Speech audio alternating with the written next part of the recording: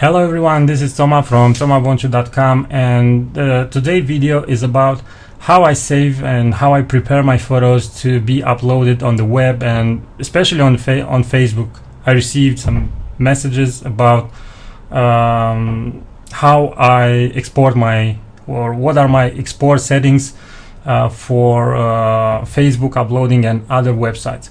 Okay, so first of all, it has to be very clear that you need to have a sharp photo straight from your camera. So you need to learn how to do this and have a technically correct photo before you start. So you can't do something awesome from I don't know, an unsharp photo, for example.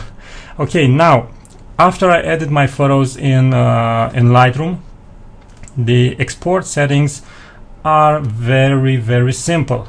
I usually export JPEG at quality 100 and at image sizing resolution is 300 pixels per inch. Now, if necessary, I export, and the color space is Adobe RGB. If necessary, I export different formats, but usually, and especially for the web, I export only JPEG. Okay. After this export, the editing continues, for me at least, in Photoshop, and this is where the resizing process is happening and the preparation for the web. I have only one photo of small resolution for all the websites where I post my photos, including Facebook. And the first thing that I'm going to do after I finish editing the photo is resizing. Control-Alt-I, image size, and I have checked resample, and the method of resample is bcubic for smooth gradients. If you have other methods, it will have your photo resized differently. Some methods already apply a sharp when you resize them. So I use this resample method, bcubic, smooth gradients, and resample. So first of all, I'm going from a resolution of 300 to 72, and there are two reasons for that. The first reason is a technical one, and the second reason is if someone decides to illegally use my photo, at least he or she will have a photo of poor resolution and will have I don't know what word to use, a very low quality print, to say something like this. Okay, and the first width and height are these. Okay, hit OK. Control-1 in Photoshop to see it at 100%.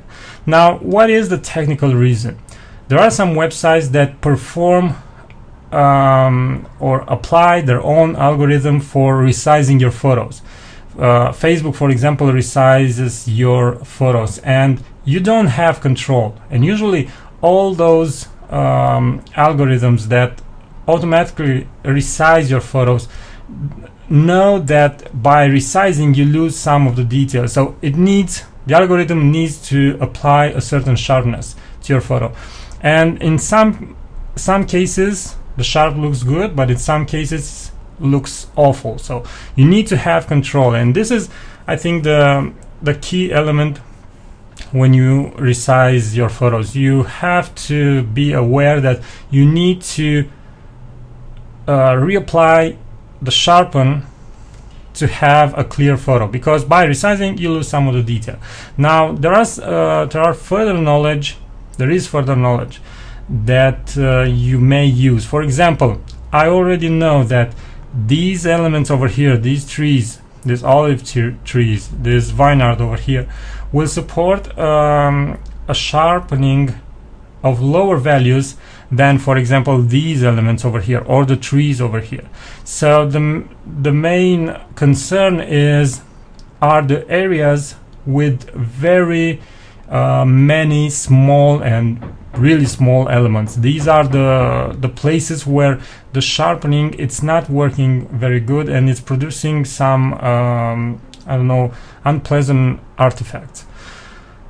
The way that I'm applying this sharpening is manual. I'm not using any script because I believe that every photo is different, and I don't like spending time adjusting the settings of the script. Usually I know what I want, I know what effect what is the effect that I'm looking for, and I prefer doing this manually. So this is the first resizing when the photo is at 72 pixels per inch and you have a relatively small width and height. And now I'm duplicating this layer and I'm applying a filter, sharpen. Now this method will not work on higher on photos that are higher in resolution. It is only for web preparation. Okay, now it applied this sharpening on the entire photo. What I'm doing now is holding down the Alt key and clicking on this mask. I'm creating from the start a mask that it's totally black, so the effect of the sharpening it's not seen anymore. Now click on the mask, use the brush tool with an opacity of, let's say, 40%, and I'm starting to paint in the mask, revealing the sharpening where I want, on the intensity that I want.